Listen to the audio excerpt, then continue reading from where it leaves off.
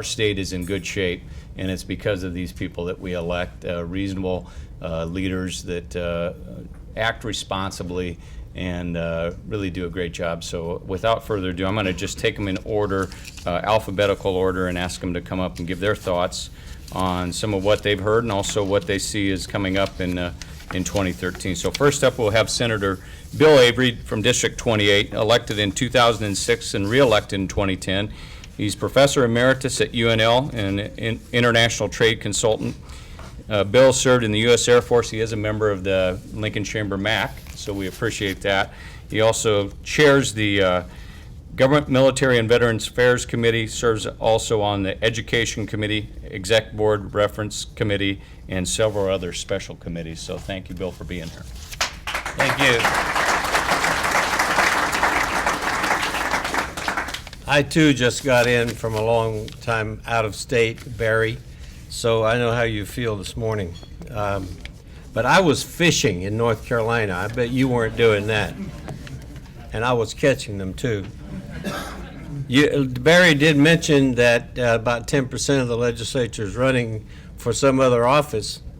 It reminded me of a story I read in the paper not too long ago that about 10% or 25%, I guess it was, of all politicians are under some form of treatment for mental illness.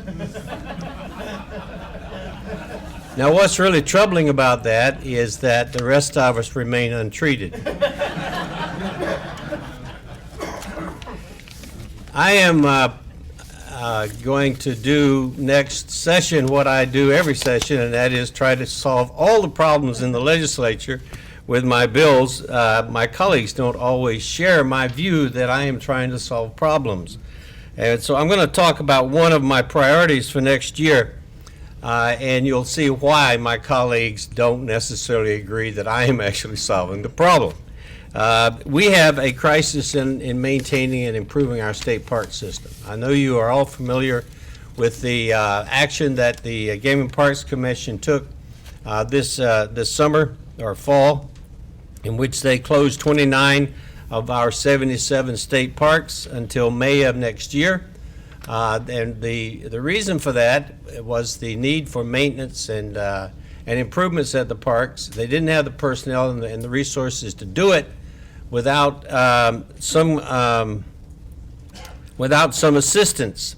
So they closed selected parks, and they took that personnel and moved them into some maintenance and deferred compliance issues with our parks. That was a very difficult decision for the Game and Parks Commission to make. And some of those parks were able to reopen with help from the communities around them, some volunteer work, and some contributions from those communities. But that is not the way we ought to be running our parks, and that's not the way we ought to be maintaining our parks. We have a backlog of about $40 million in deferred maintenance and in ADA compliance issues. I had a bill last year, LB 362. This gets to the point I started out with, that would have assessed a $7 fee on all vehicle registrations. And that would have raised about $12 million that would go to Game and Parks. And that's about $6.5 million more than we're now getting with the permit system.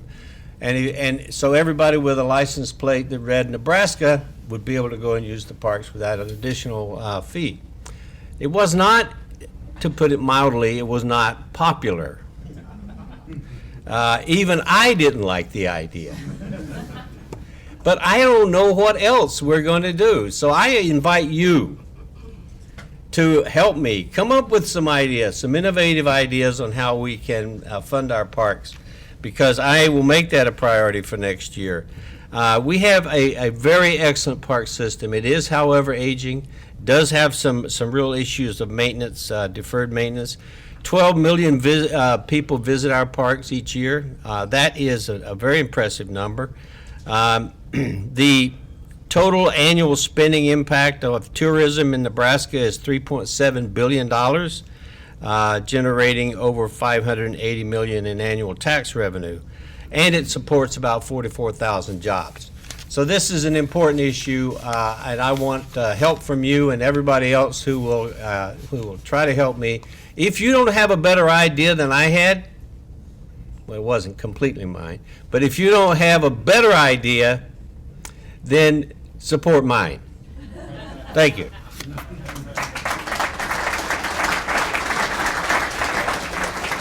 All right, thank you, Bill. Next up, we've got Senator Kate Bolz from District 29, elected in 2012. She's a social worker and instructor. She serves on the Appropriations Committee, Children's Behavioral Health Oversight Committee, and the Tax Modernization Committee. So please help me welcome Senator Kate Bolz to the podium. Well, good morning. It's good to be here with you this morning. When I was appointed to the Tax Modernization Committee, a colleague came up to me and he said, "Kate, congratulations and condolences," which I thought was sort of funny. But in all seriousness, I have enjoyed serving on the Tax Modernization Committee, and I'd like to talk briefly about that committee, about workforce development, and about HHS issues. So first, tax modernization. We have been all across the state listening to our taxpayers, to our voters, to our constituents in Scottsbluff, North Platte, Norfolk, Omaha, and Lincoln. We've heard from over 200 testifiers, and there were two areas in which we heard common themes and common threads, and those were the need for property tax relief and concern regarding income taxes for elderly and retirees. So those are two areas that I expect significant dialogue on in the Tax Modernization Committee. What I would leave you with on that topic is a reminder that the way this committee has been set up is we are expected to be revenue neutral in our recommendations. So our capacity to bring tax relief in those and other areas is defined by our ability to find offsets. So we'll be working together thoughtfully and carefully beginning in a meeting in November, and we expect recommendations in December. Senator Campbell will probably have a few thoughts to share with you about that committee as well. Briefly, I want to tell you about some of the ideas I'm working on this interim related to workforce development. There's a great initiative in Colorado to accelerate credential attainment in the community college system. And I'm looking at a piece of legislation that would model our initiative after Colorado so we can get people in to high demand jobs more quickly. There's also an initiative in Ohio that has a similar theme, and it incentivizes students and workers who want to attain credentials, skills, and degrees in the high demand jobs that our economy needs. And so I'll be bringing some legislation related to that idea as well. I think talent is the new economic development. Finally, your charts and graphs illustrated that Health and Human Services can be an area in which we spend a significant amount of resources in our budget. And we all know that the baby boomer population will be looking towards retirement, looking towards additional needs in terms of health care, in terms of resources to stay in their homes. And I have an interim study that we'll be holding a hearing on that interim study November 12th. To think strategically about how we can keep people in their homes and in their communities. And in that way, we're not only serving the needs of our aging population, but we're also managing those needs in a fiscally responsible way by keeping them at home as long as possible. So I think my 2 minutes are up. That's what's on my mind, and I'm enjoying being here with you all this morning. Thank you, Senator Bolz. And next up, we have Senator Kathy Campbell, Chairwoman of the Health and Human Services Committee, also serves on the Banking, Commerce, and Insurance Committee, as well as Planning, Executive Board, and Reference Committee. Welcome, Kathy. Thank you. Good morning, everyone. I had a colleague say to me this summer, "You know, Kathy, we won't have to talk at all during this session." And I said, "Really?" And he said, "Yes, think of it. 4 governor candidates, 1 auditor. They'll be speaking on every issue." Barry alluded to that, and I would like to add that to Barry's list of what the numbers, the context for the session. We also have 7 senators up for re-election. We will have a new senator. Senator Price has resigned. And we will also have a retiring governor. And you add all those numbers up in 60 days, and it's going to be very interesting to see what bubbles up. My colleagues have mentioned that we have 3 major task forces going on this summer. Water sustainability, and they are meeting 26 times across the state. The Tax Commission, which I'll mention in a little bit, we've been in 5 locations across the state, and the Education Committee has traveled the state. The state has probably seen more traveling senators this summer than I can remember in a long time. So the senators have been off and about.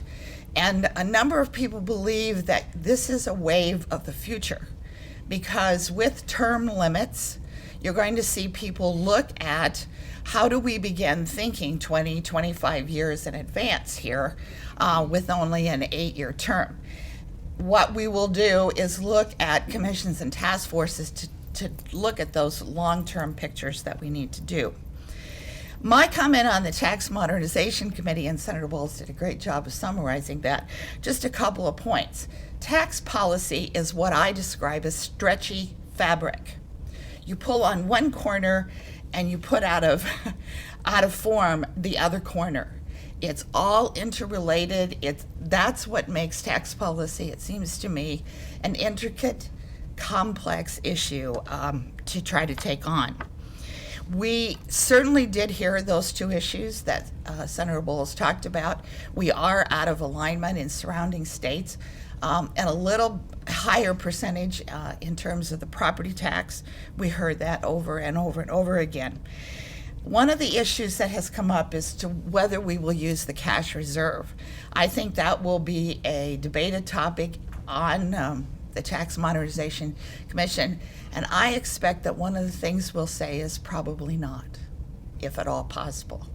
The cash reserve at this point is about, as Senator Hadley indicated the other day, a 2 months reserve for us in state government. And so there's some thought that if we use it, we should use it for one-time things and not for an issue that's going to take an infusion of tax or money year after year.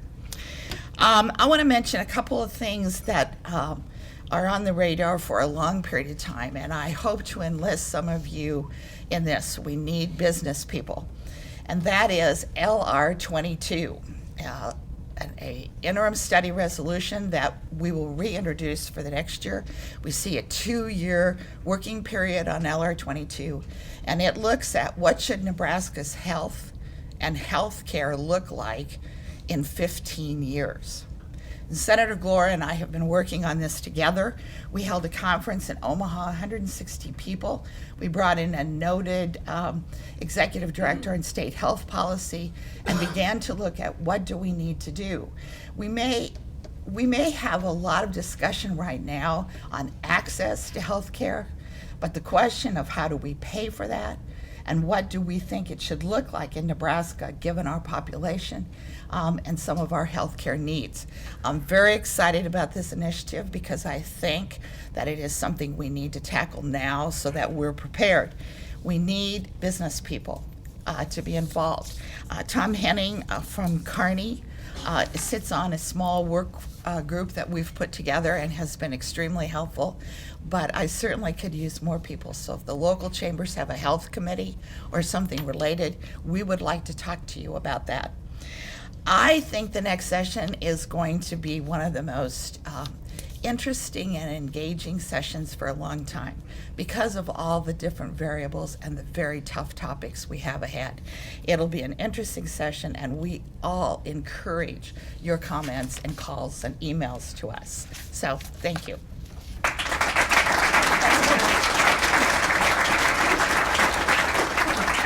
Next up, we have Senator Colby Coash from District 27, serves on Judiciary Committee, Urban Affairs Committee, and General Affairs Committee, also as Chair of Tribal Relations. Come on up, Colby.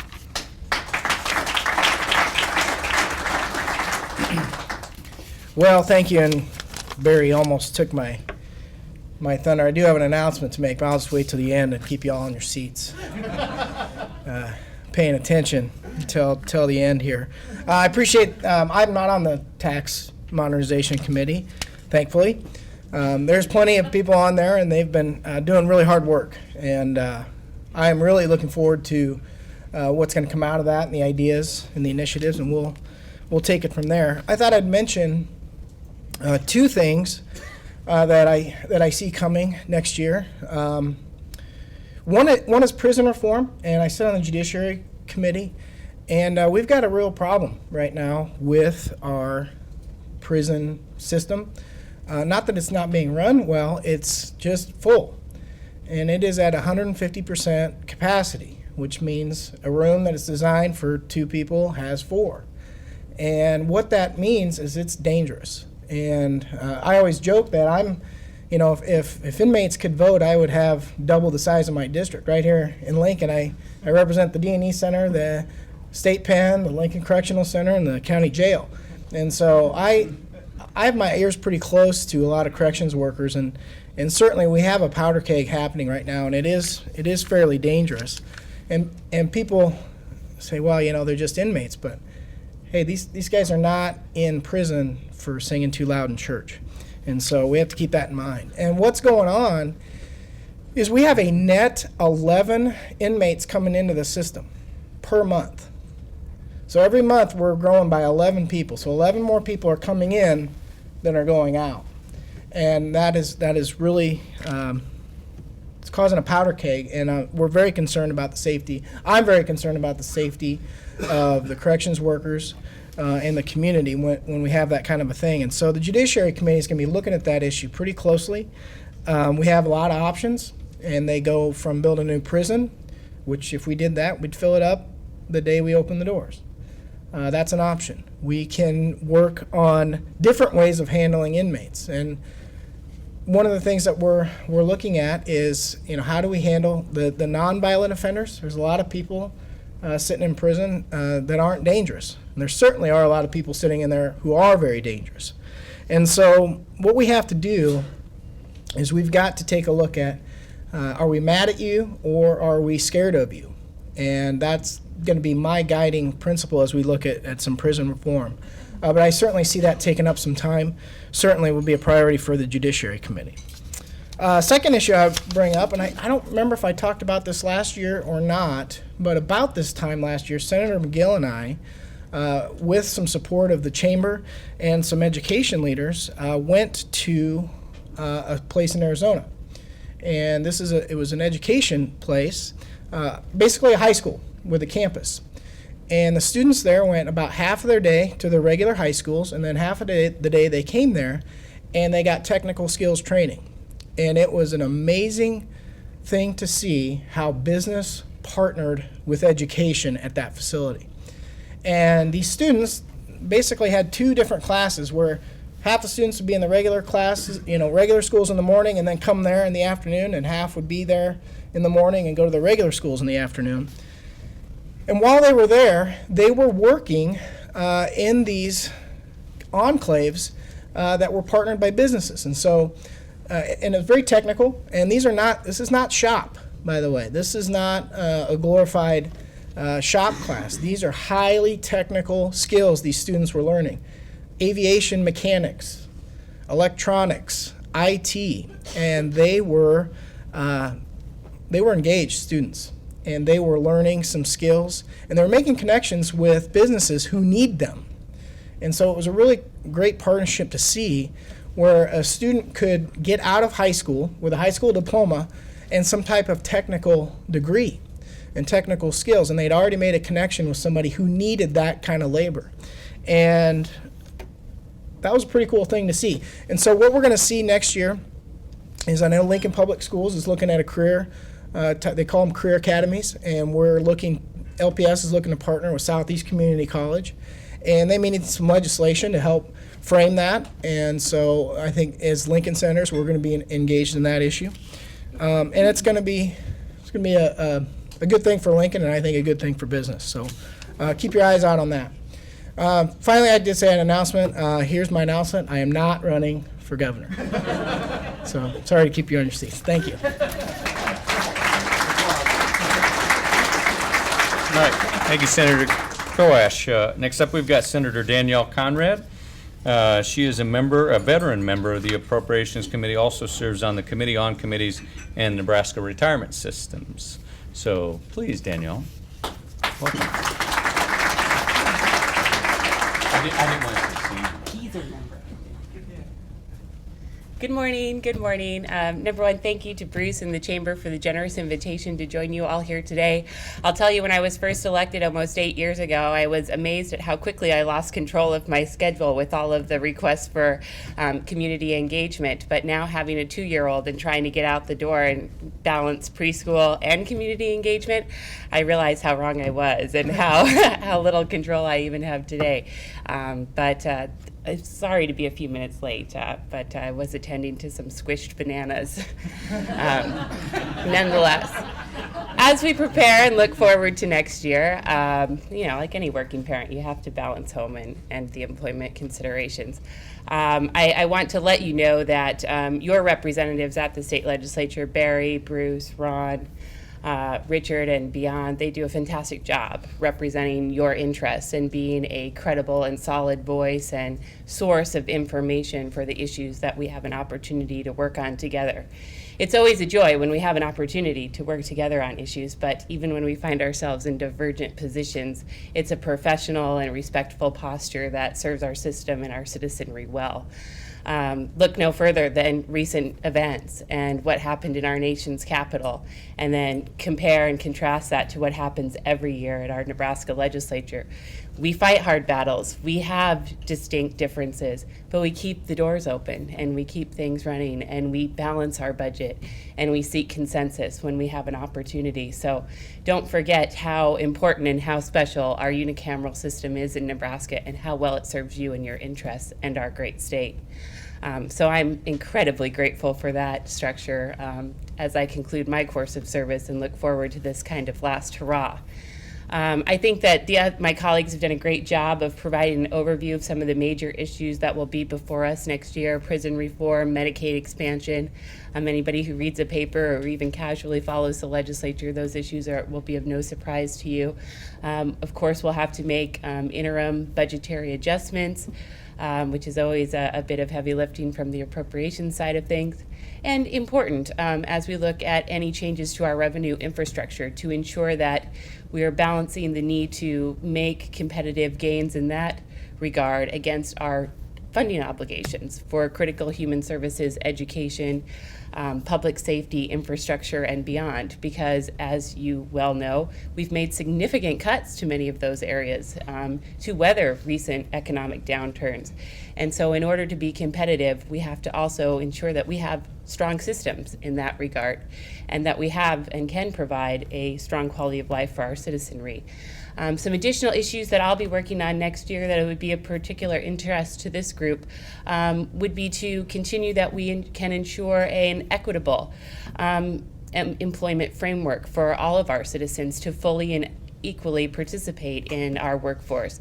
That'll include looking at some protections for gender equity in pay, and that will include continuing to push forward to ensure that we can end discrimination when it comes to sexual orientation in the workplace, because it's going to be 2014 soon, and recent events from the Supreme Court and sweeping across our country demonstrate that in this day and age, no one should be fired for who they are and who they love. And that's going to be a priority issue for me. I think it's going to be a priority issue for the legislature. So we seek your input, we seek your support, and I thank you for your kind attention. Thank you.